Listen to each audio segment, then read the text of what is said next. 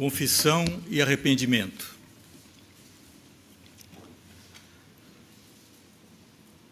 Compadece-te de mim, ó Deus, segundo a tua benignidade, e segundo a multidão das tuas misericórdias, apaga as minhas transgressões.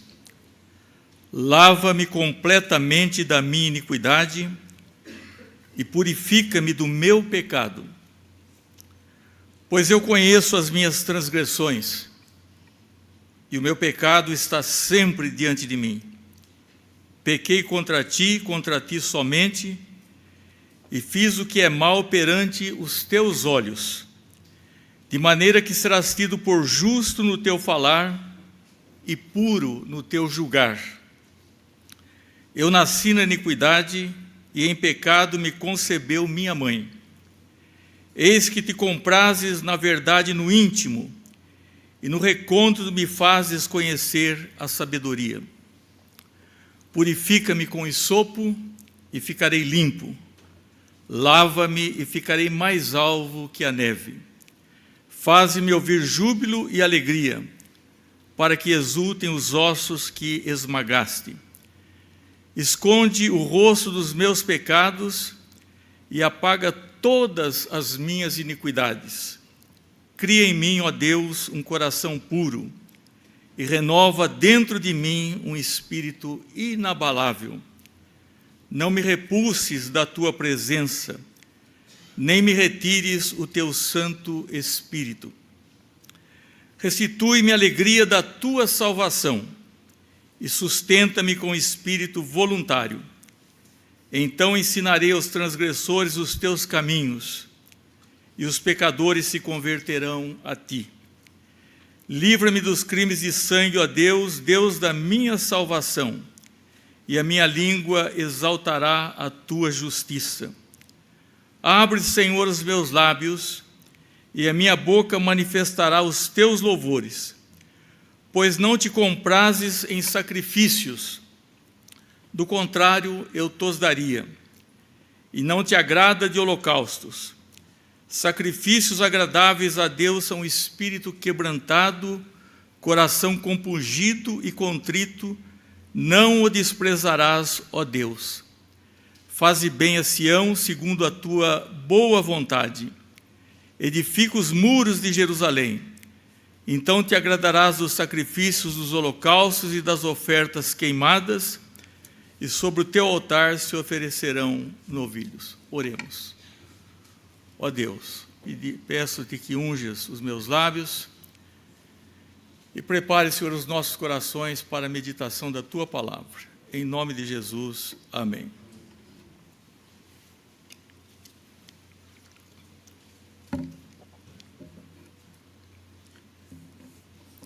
Meus irmãos, esse salmo nós temos ouvido muito deles nos momentos de confissão, de contrição, de confissão, e quando sabemos também que Jesus é a satisfação pelos nossos pecados. Entretanto, há inúmeros sermões pregados sobre os salmos penitenciais, dos quais o mais conhecido, creio eu, é o Salmo 51. Escrito pelo salmista Davi. Vou falar algumas coisas breves sobre Davi, antes mesmo de fazer o comentário do Salmo.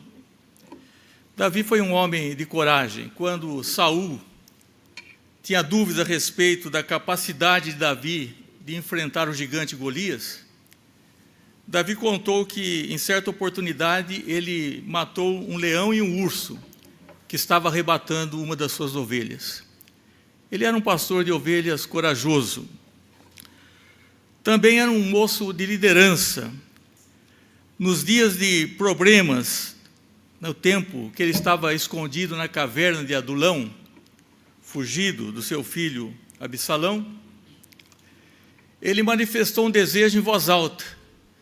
Ele disse: quem me dera beber água do poço que está junto à porta de Belém. E os seus comandados o amavam a tal ponto que 3 dos seus valentes romperam os exércitos inimigos dos filisteus e foram buscar a água para Davi. E ele não teve coragem de tomar aquela água. Ele disse: longe de mim, ó Senhor, fazer tal coisa. Beberia eu o sangue dos homens que lá foram com o perigo de sua vida? Então era um comandante que se preocupava também com a vida dos seus comandados.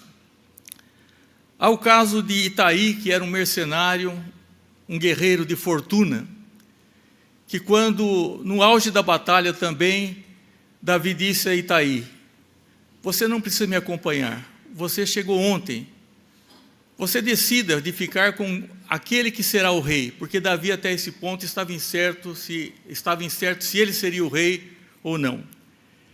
Itaí também mostrou fidelidade e disse: tão certo como vive o Senhor, e como vive o rei meu senhor, no lugar em que estiver o rei meu senhor, seja para a morte, seja para a vida, lá estará também o teu servo. Mesmo um servo mercenário, um guerreiro de fortuna, mostrou amor e consideração pelo rei Davi. Então era a sua coragem, o seu caráter, a sua bondade, e ele obteve lealdade de muitas pessoas. E quando no último dia de batalha, o ponto difícil da batalha, ele queria sair para a guerra, e os seus comandados também disseram: não sairás, porque se formos obrigados a fugir, não se importarão conosco, nem que ainda metade de nós morra, pois tu vales mais de 10.000. E assim eles pouparam a vida também do rei Davi. O rei Davi morreu, por incrível que pareça, com 70 anos, com uma grave hipotermia, né? Tinha um frio muito intenso. E viveu uma vida muito de temor a Deus. Mas há um versículo que mostra exatamente o ponto crucial, o ponto da sua falha, que foi gravíssimo.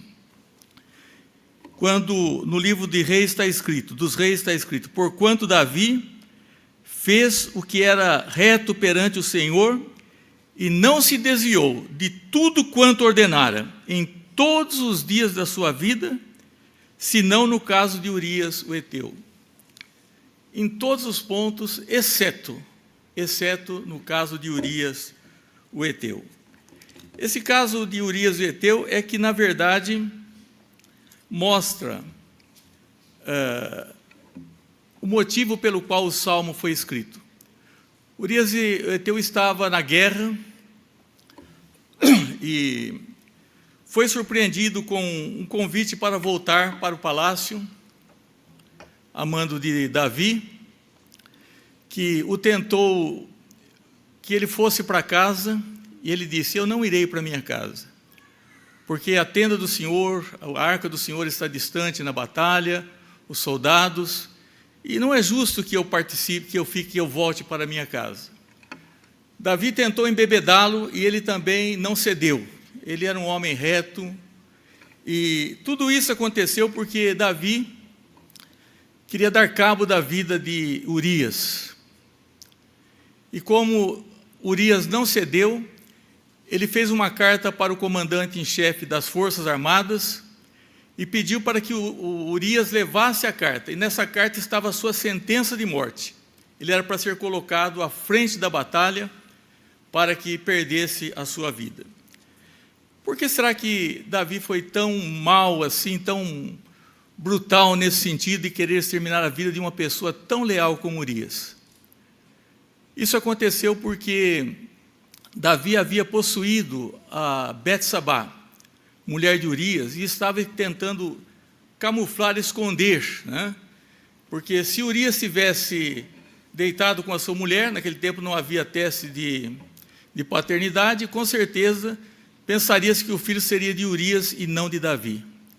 Davi estava uma tarde no palácio, as pessoas estavam em guerra, e ele, da sacada do palácio, ele viu uma mulher formosa, estava se banhando, e ele então fez tudo como rei para possuí-la, mesmo sabendo que ela era esposa de um dos seus comandados, Urias. Davi foi sacudido pela palavra profética. Natã, o profeta, contou a ele uma parábola. E disse: olha, Davi, havia numa cidade 2 homens. um homem rico e um homem pobre. Tudo que o rico possuía um rebanho de gados e ovelhas. O pobre, tudo que ele possuía era uma cordeirinha que ele comprara, que era a alegria dos seus filhos, que ele a alimentava. E veio uma visita à casa do rico, e ele não quis tomar dos seus rebanhos, mas ele pegou justamente a ovelhinha do pobre. E Davi então se enfureceu naquela hora, e ele se encarregou de dar a sentença, dizendo: esse homem é passível de morte, esse homem é digno de morte. Então Natã falou: você é esse homem. Porque ocorre com o ser humano pensar muito nos pecados dos outros e nunca no seu próprio pecado. Às vezes, quando é um sermão exortativo, alguém poderá dizer assim: por que será que fulano não veio hoje? Esse sermão seria muito bom para ele, se ele tivesse ouvido. Não, meus irmãos, o sermão é para todos nós. Todos nós somos pecadores. Eu nunca falo vocês, eu digo nós, né? Nos incluímos. Mas Davi foi esse senão na sua vida que trouxe muitas consequências. Foi dito a ele que a espada nunca se apartaria da sua casa, nunca, a violência, e que aquilo que ele fez em oculto seria revelado em público. E só para um conhecimento breve, ele perdeu 4 filhos. Primeiro, a criança que nasceu desse adultério, a criança adulterina, e ele orou muito a Deus, né? Ele nem se cuidou, deixou a barba crescer, ele estava desfigurado, jejuando e intercedendo pela vida da criança, e a criança morreu. Nós conhecemos a célebre palavra de Davi quando ele disse: eu irei a ela, mas ela nunca mais irá a mim. Além desse filho adulterino, também perdeu um filho chamado Amnon, assassinado por mando do seu meio-irmão Absalão, porque Amnon possuiu a Tamar, sua irmã, filho de Davi, um pecado de incesto na sua casa, e isso trouxe muita desolação para Davi. Ele foi vendo dia a dia as consequências do seu pecado. Também perdeu um filho chamado Absalão, que se revoltou contra o pai, queria ser o rei, e ele quis poupar a vida do filho, mas não houve como poupá-lo. E quando morreu Absalão, ele disse: meu filho Absalão, meu filho, quisera eu morrer em teu lugar. Porque ele sabia que a morte do filho era consequência dos desmandos do seu pecado, aquelas consequências próprias de tudo isso. E por fim perdeu o filho chamado Adonias, executado por Benaías, por ordem de Salomão, que queria também garantir o reino. Assim ele perdeu 4 filhos. Meus irmãos, é muito triste quando se perde um filho. Eu fiz muitos ofícios, um recentemente, e o poeta diz que perder um filho é como achar a morte. Davi nunca pensou que haveria tantas consequências na sua vida, que a espada jamais apartaria do palácio, e teve que enfrentar todas essas situações. E diante disso, ele faz uma oração, agora, que é a oração de confissão, o Salmo 51. E à medida que eu for lendo, eu vou explicando, vamos meditando nesse salmo. Diz: compadece de mim, ó Deus, segundo a tua benignidade. Ele está pedindo não por justiça, Deus justo, porque ele merecia a morte. Ele está pedindo a um Deus compassivo, e Deus é compassivo, Deus é longânimo, segundo a multidão das tuas misericórdias. Então ele apela para esses atributos de Deus. Ele não tem nada a mostrar de si, a não ser uma vida muito pecaminosa, de adultério e assassinato. O assassinato foi decorrência do adultério, porque um abismo chama outro abismo. Um pecado vai sempre chamando outro pecado. Apaga as minhas transgressões, lava-me completamente e purifica-me do meu pecado. Esses 3 verbos aqui. Primeiro, apaga as minhas transgressões. Transgressões, pecado, iniquidade. Pecado nós conhecemos uma definição breve que é desviar do alvo, né? Aquela meta que Deus colocou para nós. Transgressão é quase que uma coisa assim, consciente, né?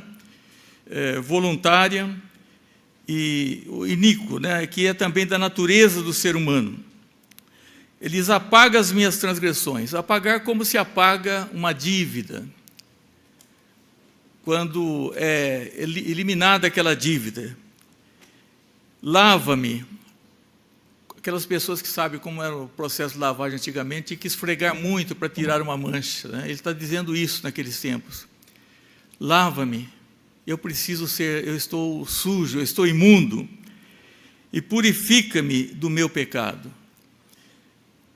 E depois eu conheço as minhas transgressões e meu pecado está sempre diante de mim. Davi, ele era um homem de muita consciência agora, despertado pela palavra profética, porque há pessoas que não são de Deus, estão com suas mentes cauterizadas, permanecem no pecado, não manifestam arrependimento, não procuram mudanças nas suas vidas. Mas Davi, ele, desde que o profeta o chamou a atenção para a gravidade do pecado, a hediondez do seu pecado, ele disse: eu conheço as minhas transgressões. Não precisava ninguém mais dizer a ele, ele estava consciente. Está sempre diante de mim. Ele não podia mais se livrar dessa realidade. Aliás, o pecado é uma coisa triste. O apóstolo São Paulo diz: miserável homem que sou, o bem que quero fazer não faço, faço o mal que não quero. Então, ele diz: pequei contra ti, somente fiz o que é mal perante os teus olhos, de maneira que serás tido por justo no teu falar e puro no teu julgar. Pequei contra ti somente. Ele pecou contra Urias, naturalmente, contra Batseba, mas, na verdade, todo pecado, em última análise, é um pecado contra Deus. Deus que nos criou, Deus que quer que nós vivamos uma vida íntegra, e ele tinha essa consciência que ele havia ofendido a Deus profundamente. Diz: e fiz o que é mal perante os teus olhos. Os olhos de Deus vê todas as coisas. Davi procurou encobrir, né, inicialmente, durante um período de quase 9 meses, mas era uma realidade, e os olhos de Deus estão atentos, percorre toda a terra. Diz: de maneira que serás tido por justo no teu falar e puro no teu julgar. Justo no teu falar e puro no teu julgar. Os tribunais humanos nem sempre acertam, aliás, erram muito, porque não são capazes de abarcar toda a realidade, de enxergar todos os detalhes, né? Mas o julgamento de Deus é um julgamento preciso, e Davi sabia disso. Eu não tenho nada com que contra-argumentar. O que Deus falar é verdadeiro, é real. Pois eu, além de tudo, eu conheço os meus pecados, e Deus, que vê todas as coisas, ele me acompanha. O Salmo 139 fala sobre a onisciência de Deus. Ele sabe quando me assento e quando me levanto lá no interior da minha casa, antes mesmo que as palavras me venham à boca. Deus conhece todas as coisas. E diz: então, Deus, ele será justo no que ele falar, porque ele sabe todas as coisas, e puro no teu julgar. É um julgamento justo, um julgamento justo. Ele não procurou apresentar algumas desculpas, porque desde o início do Éden, o homem apresenta desculpas. Nós vemos quando Deus chama a atenção de Adão, ele diz: foi a mulher que tu me deste, né?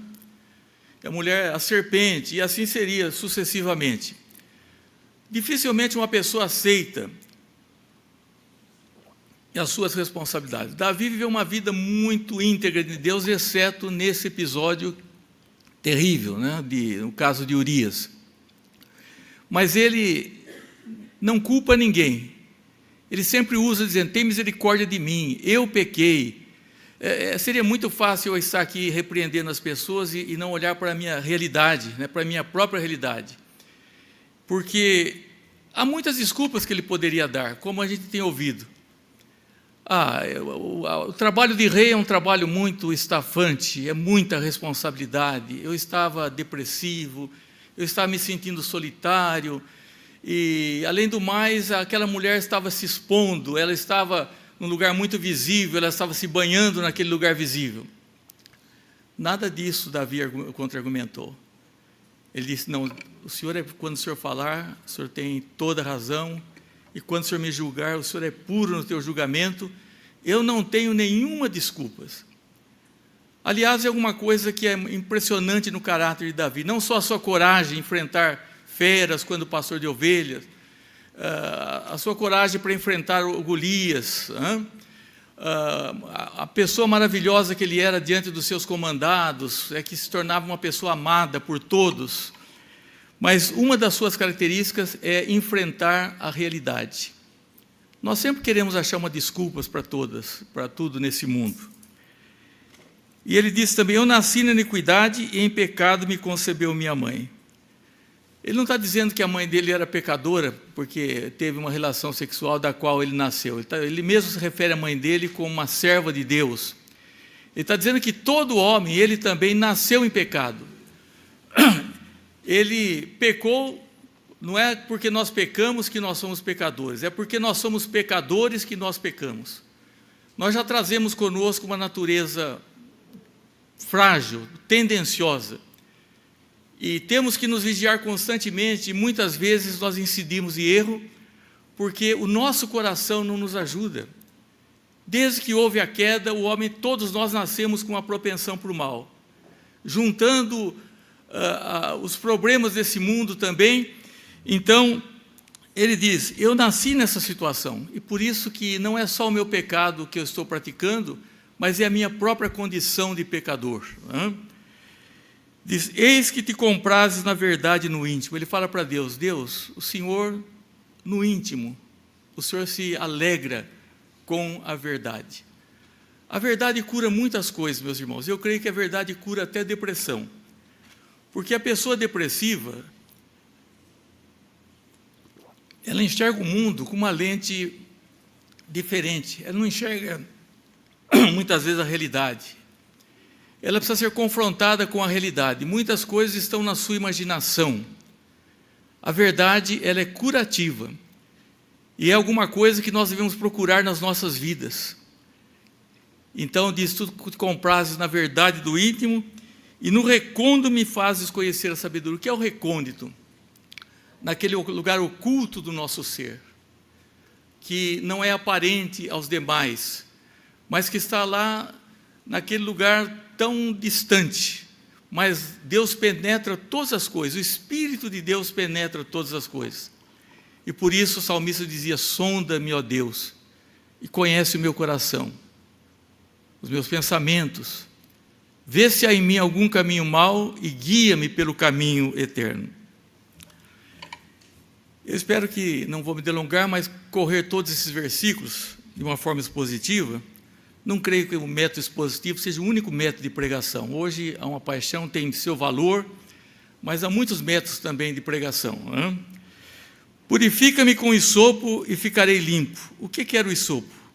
Lava-me e ficarei mais alvo do que a neve. O hisopo eram uns ramos, que era usada no sentido de purificação, um cerimonial. Por exemplo, quando lá o povo estava saindo do Egito, naquela noite em que seriam mortos os primogênitos de todas as casas, exceto nas casas onde com hisopo passasse e aspergisse o sangue nos umbrais, nos batentes das portas. E por isso o salmista usa essa figura. O hisopo também, usado na purificação, quando alguém tocava uma pele contaminada, por exemplo, um leproso naquele tempo. Hoje a lepra hanseníase tem cura, mas eram altamente, as pessoas tinham muito pavor, né? Mas havia um cerimonial, e as pessoas que tocavam num cadáver, num leproso, e usava-se o hisopo, esse galho, esse ramo, para sentir purificação. E ele está dizendo isso, me purifica com hisopo, isso é, está me aspergindo com o sangue de Cristo, de alguma coisa que vem de fora. A purificação não vem de nós mesmos, né? No caso de Isaías, veio de uma brasa que foi pega do altar e queimou seus lábios. porque ele seria um pregador e precisava ter os seus lábios purificados. Também disse: lava-me, é a mesma figura, né, de lavar, e ficarei mais alvo do que a neve. Hoje, todos nós temos ideia de neve, mesmo as pessoas que não viajaram sabem a brancura da neve, né? E nós temos um hino maravilhoso que diz: alvo mais que a neve, alvo mais que a neve. Quando nós somos purificados, nós sentimos realmente essa bênção do perdão diante do arrependimento, da confissão, e ficamos alvos mais que a neve. Faze-me ouvir júbilo e alegria, para que exulte os ossos que esmagaste. Davi se tornou um homem triste. Ele não era um homem triste. Ele era o doce cantor de Israel, ele executava a harpa, compôs muitos dos hinos, era uma pessoa feliz. Mas agora ele diz: faze-me ouvir júbilo. Já não havia mais júbilo, já não havia alegria ao seu redor. Diz: para que exulte os ossos que esmagaste. O seu pecado chegou ao ponto de oprimir o seu próprio organismo. Muitas vezes a pessoa vai num profissional, eu não sou contra o trabalho profissional de alguém e conta as suas coisas, mas às vezes o problema está num nível muito mais profundo, que o remédio não vai resolver. Não sou contra o remédio, creio que é necessário para o equilíbrio dos hormônios cerebrais, mas às vezes o problema está numa camada muito mais profunda, que é uma oração que sai do profundo da alma, de arrependimento e de mudança de vida, inclusive para evitar as consequências, as quais nós vamos concluir falando sobre consequências. Esconde e exulte os ossos que esmagaste. Em outro salmo, o salmista mesmo, Davi, diz: enquanto calei os meus pecados, envelheceram os meus ossos pelo meu constante gemido todo dia. Então, é a questão psicossomática. Nós não somos só matéria, nós temos uma alma, algo interior, né, que precisa ser resgatado, precisa ser perdoado. Precisamos ser curados. E essa é uma verdadeira cura espiritual, quando nós derramamos a nossa alma perante Deus, diante de qualquer pecado. Eu creio que Davi se arrependeu profundamente, jamais cometeria esses tipos de pecado. Há pecados que as pessoas chamam veniais, pecados mortais. Todo pecado tem a desaprovação de Deus, mas há pecados que têm consequências maiores. Há pecados que atrapalham a vida não só da pessoa, não só da família e até de uma comunidade, de uma igreja. Então ele diz: apaga todas as minhas, esconde o rosto dos meus pecados. Isso é, para que não seja uma coisa ofensiva para Deus. Deus fica olhando aquela tragédia nas nossas vidas, sem mudança, sem confissão, sem arrependimento. Mas ele disse: não olhe, Senhor, para o meu pecado, né?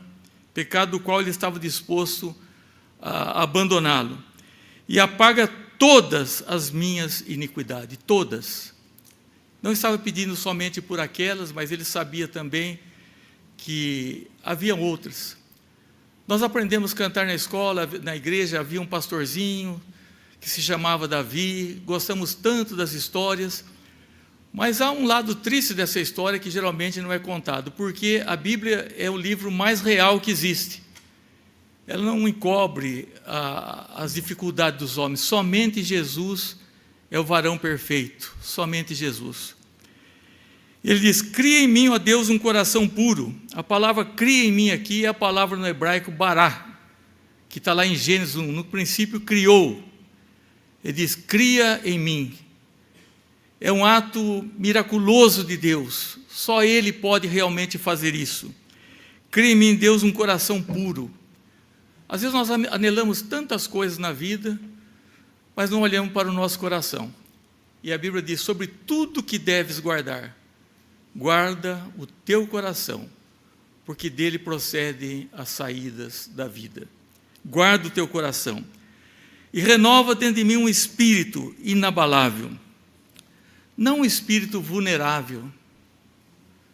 Há pessoas que vivem sempre incidindo os mesmos erros e não muda, não há mudança, quando a nossa vida deveria ser como a luz da aurora, como diz a Bíblia. que vai clareando, clareando até ser dia perfeito.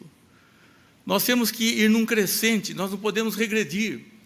E esse processo se chama processo de santificação nas nossas vidas. Diz: não me repulses da tua presença, nem me retires o teu Santo Espírito. Ele tinha medo. Ele foi auxiliar de um rei, o rei anterior, o primeiro rei de Israel, chamado Saul. E esse rei tinha sido ungido, ele tinha uma ação do Espírito Santo na vida dele. E Davi percebeu claramente quando ele perdeu essa unção, quando ele perdeu essa ação do Espírito Santo na vida dele. E também ele não queria estar apartado da presença de Deus aqui na terra, no tabernáculo. Ele disse: não me repuses da tua presença e não me retires o teu Santo Espírito.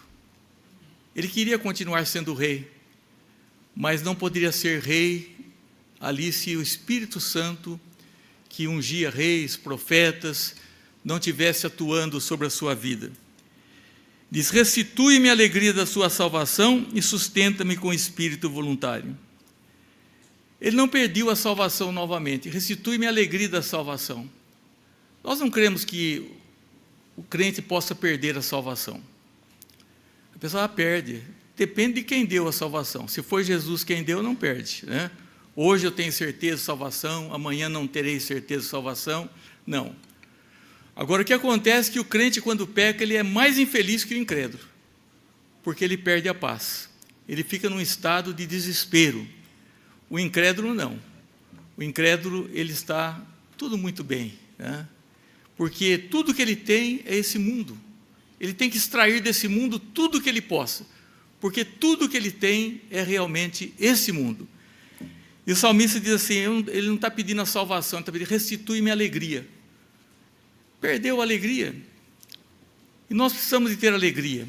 Não a alegria que o mundo oferece, mas a alegria genuína. O filho pródigo saiu alegre de casa, bem vestido, com dinheiro, ia para as festas, para orgia. Mas ele voltou, quando voltou para casa quebrado, sem dinheiro, envergonhado, ele experimentou a verdadeira alegria. A alegria que o pai o abraçou e o beijou, e aí sim poderia ter uma festa diferente. O pai disse: meu filho estava morto e reviveu, estava perdido e foi achado. E essa alegria que o salmista queria ter, porque ele havia perdido. O pecado, ele tem uma atração muito grande, uma sedução, mas há um preço muito caro. Inclusive, o pecado tem um salário muito bom, um salário altíssimo, né? E o salário do pecado é a morte, separação. Sustenta com um espírito voluntário, a voluntariedade, não aquela obrigação, aquele peso, aquele tédio, mas a voluntariedade, algo que as pessoas estão perdendo. Daí, se Deus realmente o perdoasse, ele coloca a palavra então. Se tudo isso acontecer, se Deus me purificar, me der essa alegria novamente, se Ele não retirar o seu Espírito, então ensinarei os transgressores os teus caminhos e os pecadores se converterão a ti. Então ele vai começar a pregar. Hoje todo mundo quer pregar. A gente recebe sermãozinho e meditações de todo mundo pela internet, sem pedir. Todo mundo está enchendo as nossas caixas lá de mensagens, todo mundo quer pregar. Aqui o salmista dizia: eu para pregar só depois que eu tiver realmente essa mudança de vida, que eu conseguir obter o perdão dos meus pecados, então ensinarei os transgressores. Há um santo chamado santo, eu aprecio muito a biografia dessa pessoa. Ele disse que para pregar, ele falou: se possível use palavras. Ele estava querendo dizer, eu entendo o que ele quis dizer, disse que tem que pregar com a sua vida. Se necessário, use palavra. Embora entendendo o que ele quis dizer, mas isso não é totalmente certo, porque para pregar exige palavra. Porque não é sobre a nossa vida, é sobre a vida de Cristo. Nós temos que pregar seu nascimento, sua morte, a sua ascensão, tudo que se diz a respeito de Cristo. Mas nós não podemos ser pregadores se nós estamos já com esse peso do pecado. Pregar para quê? Para ganhar dinheiro, para aparecer, para qualquer outra coisa. somente, e nós temos visto os escândalos dos pregadores. Eu mesmo recebi alguns livros, e entre esses livros, de presente, estava de um pregador que falava sobre pregação expositiva, e um livro maravilhoso, mas a vida dele agora comprovada, ele tinha um relacionamento ilícito há muito tempo. Eu não sei, eu não vou jogar esse livro no lixo, porque eu não quero ser um julgador de ninguém, e também pode ser que ele se arrependeu, né? Porque eu não leria nada sobre Davi também, se eu soubesse apenas o que ele fez. Eu creio que posso ler os Salmos como palavra de Deus, porque verdadeiramente ele foi perdoado. E nós cremos num Deus que perdoa. Nós não somos pastores de porcos, nós somos pastores de ovelhas, né? E Deus é um Deus perdoador. Então ele diz, se o Senhor me perdoar realmente, então eu vou poder pregar. Tem muita gente que gosta de pregar, né? Mas não sabe também a responsabilidade. E os pecadores se converterão a ti. Depois ele diz também, livra-me dos crimes de sangue, ó Deus, Deus da minha salvação, e a minha língua exultará a tua justiça. Porque esse crime de sangue, né, esse assassinato indireto, porque foi ele que deu a sentença, e coitado, Urias levou a sua própria carta fechada, né, que estava pedindo para que o matassem. Ele diz, livra-me dos crimes de sangue, e a minha língua exultará a tua justiça, abre, Senhor, os meus lábios, e a minha boca manifestará os seus louvores. Ele não somente ia ser um pregador, mas ele ia voltar a ser o doce cantor de Israel, que gostava de louvor. Eu não sou muito favorável, irmãos, eu já posso dizer isso, eu creio que ninguém vai me castigar por isso, a show gospel, cantores gospels que monumentam muito dinheiro, e aquela coisa toda, e muitas vezes não tem a ver com arrependimento, com mudança de vida, tem a ver com uma coisa bela, de música, de luzes, de teatro, mas a grande atração do cristianismo é Cristo e Cristo crucificado. Ele é a grande atração para as nossas vidas. Eu gosto muito do cântico congregacional, quando todos nós cantamos e louvamos a Deus com uma letra apropriada, gosto de alguns cânticos também, mas as pessoas hoje querem cantar, mas antes de cantar, tem que passar pela mesma experiência do salmista Davi. Deus é minha salvação. Então, se eu passo por esse perdão, quantos escândalos nós temos visto nesse mundo gospel? As pessoas hoje, às vezes, criticam, falam sobre idolatria e tanta coisa, mas eu nunca vi tanta idolatria no meio do povo evangélico hoje, em relação a pregadores, porque tem que ir para determinada igreja e tal. Eu, quando fui menino aqui, contei, tanto faria para mim, quando eu ia à igreja de Santo Antônio, a Catedral, São Sebastião, fui menino aqui em São Carlos, para mim era a casa de Deus. Hoje é a igreja que oferece mais espetáculo, mais luzes, mais som, grande quantidade.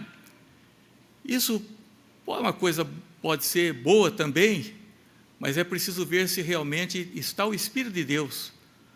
Como Isaac dizia para o seu pai Abraão, nós temos tudo, nós temos o fogo, nós temos o cutelo, mas onde está o cordeiro para o holocausto? Onde está Cristo em tudo isso? Ou é a pessoa do cantor, ou é a pessoa do pregador? Isso não acontece só em grandes movimentos, nas igrejas pequenas também. O ser humano tem essa tendência de se projetar e não projetar a Cristo. Paulo disse, eu decidi não saber nada a não ser Cristo e Cristo crucificado. E ele diz, pois não te comprazes em sacrifício, do contrário eu estudaria, e não te agradas de holocausto. Sacrifício é um termo mais genérico, tudo é sacrifício. Holocausto era um termo mais específico. Holocausto é quando a vítima era queimada integralmente. No sacrifício, uma parte do sacrifício era para alimentar também os sacerdotes. Então Deus, não é que Ele é contra esse sistema cerimonial, porque havia a lei e havia o sacrifício. A lei falava para o homem, você é um pecador, está perdido. E todos nós estamos perdidos diante da lei. Ninguém se justifica diante da lei. E o sacrifício mostrava o sangue e falava, não, há esperança, porque virá aquele que derramará o seu sangue. Aquele sacrifício apontava para a pessoa de Jesus, que é o cordeiro que foi sacrificado, que foi imolado por nós. Então, não adianta nada em matéria de culto, de ritual, de qualquer coisa, se não houver uma disposição interna. Diz assim, os sacrifícios agradáveis a Deus são um coração quebrantado, coração compungido e contrito, não o desprezarás, ó Deus. O que é o coração quebrantado? Um espírito quebrantado. É um espírito que diz, não tenho mais orgulho, não tenho nenhuma pretensão mais, eu estou plenamente confiado na misericórdia de Deus. Ele é puro no falar, é puro no julgar, é reto no falar. E se eu tenho um coração compungido, é um coração ferido, um coração dolorido, contrito. Porque o culto não é só um momento de exaltação, o culto também tem o seu momento de contrição, que às vezes é muito superficial.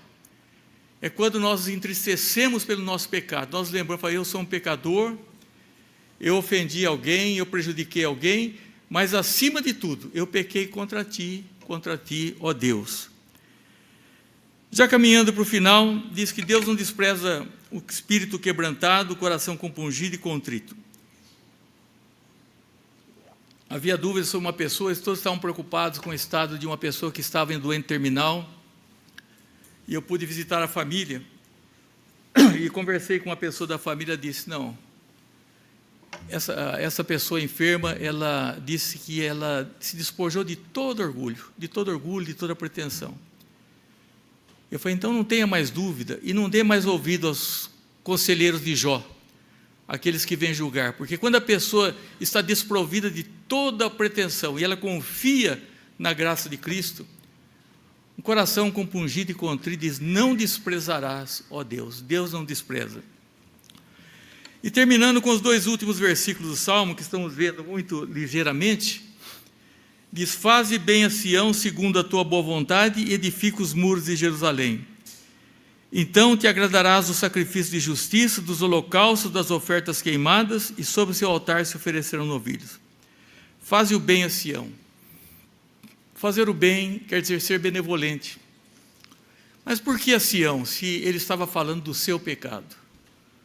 Porque o pecado dele, o pecado individual, atingia também o reino, atingia todo o povo.